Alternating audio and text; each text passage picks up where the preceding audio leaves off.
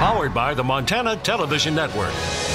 This is the 10 o'clock news on Q2, Montana's news leader. Good evening and thanks for joining us tonight. I'm Russ Riesinger. Janelle's on assignment tonight. A polar vortex means more than just a cold day in winter. Over the next few days, temperatures turn from chilly to potentially deadly in parts of the nation as wind chills plummet to more than 50 below. We're now joined by Bob McGuire. And Bob, some of those sub-zero temperatures even finding a place in Montana. That's right. The extreme eastern edge of the state is going to get clipped by this cold Arctic air that's moving down from Canada. Let me show you what we have for you. As you can see, this is our wind chill advisory chart, and it starts up in the northeast corner of the state, goes all the way down towards the southeast corner in Carter County, and you will notice we're looking at 20 to 35 below zero wind chill factors there. That starts at 11 o'clock tonight and goes till 11 a.m. on Wednesday. Now, we thought we'd throw out the wind chill forecast. This comes directly from our Storm Tracker 2 weather computer, and you'll see up in the northeast corner of the state, we're still already talking 10 below zero over Glendive, and then by the time tomorrow morning gets here, we're talking 22 below zero there, 30 below at Williston, North Dakota. As we head into Wednesday, it'll be like 14 below or 24 below over Williston and 12 below zero at the Glendive. Now, if you're caught out in wind chill factors of 25 to 30 to even maybe 50 below zero, this is the type of frostbite you can get in about 10 to 15 minutes. So you want to cover up all exposed skin if you're caught out in this wind chill weather. Russ? All right, thank you, Bob. That chill hitting far beyond our Montana borders. The Midwest facing potentially life-threatening cold from that Arctic blast as millions of Americans prepare for what could be the lowest temperatures in more than 2 decades. CBS's Kenneth Craig has more. Dangerously cold temperatures threaten large parts of the Midwest after a powerful storm pounded the region with, in many areas, over a foot of snow and heavy winds. Including the wind chill, temperatures in northern Illinois could plunge to more than 50 degrees below zero. While the snow may be ending, the cold is just starting. The National Weather Service calls weather that cold possibly life-threatening. From North Dakota to Missouri and into Ohio, cold weather advisories are in effect. More than 1,000 flights were canceled Monday, including hundreds at O'Hare and Midway International in Chicago. The cold's going to be tough. In Wisconsin, Governor Tony Evers declared a state of emergency. The National Guard is standing by to help. In Milwaukee, a van slammed into a snow-covered barrier on Monday. The polar vortex from near the North Pole is expected to make Chicago and Minneapolis colder than parts of the Arctic. But Minnesota resident Melissa Cussey is taking the weather in stride. You know, it's Minnesota, it happens. She used a vacation day to stay home with her young son. Kenneth Craig, CBS News. The polar vortex rarely comes as far south as the U.S. The last big plunge was on January 6, 2014, when Chicago's temperature dipped to 16 below. If this week's forecast holds, Chicago will see its coldest temperatures on record. Red Lodge Mountain seeing more than 50 inches of new snow in the last week. Well, that sounds like good news to some skiers. It also made for some dangerous conditions earlier this morning. That new snow and the howling winds resulted in a massive snow slide this morning. This is a picture of the slide from one of our viewers here at Q2.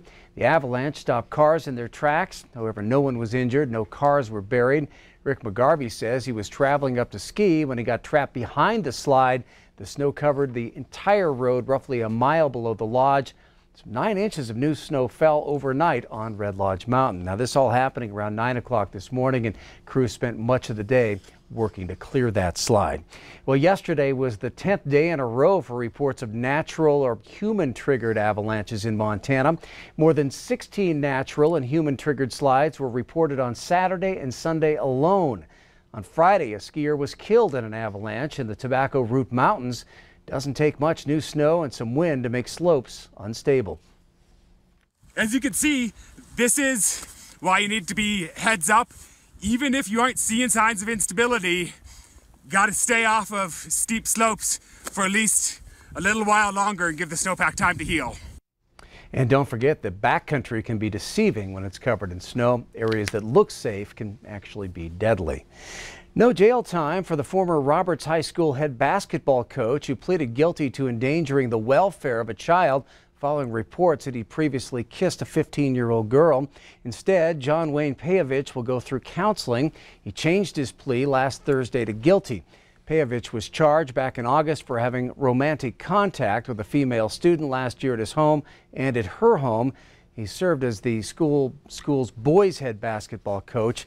Pejovich paid an $85 fine and is ordered to attend regular counseling sessions focused on establishing age-appropriate boundaries for the rest of his 12-month sentencing.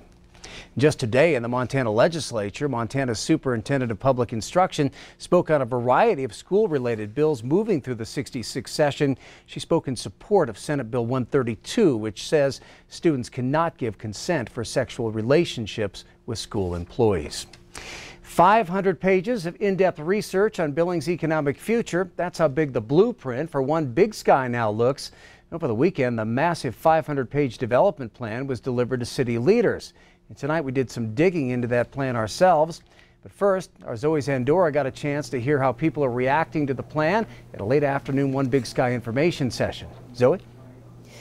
Yeah, Russ, today group discussions were held to allow the public to ask questions about some of the groundbreaking revelations coming from the massive development document. And it definitely has people asking questions.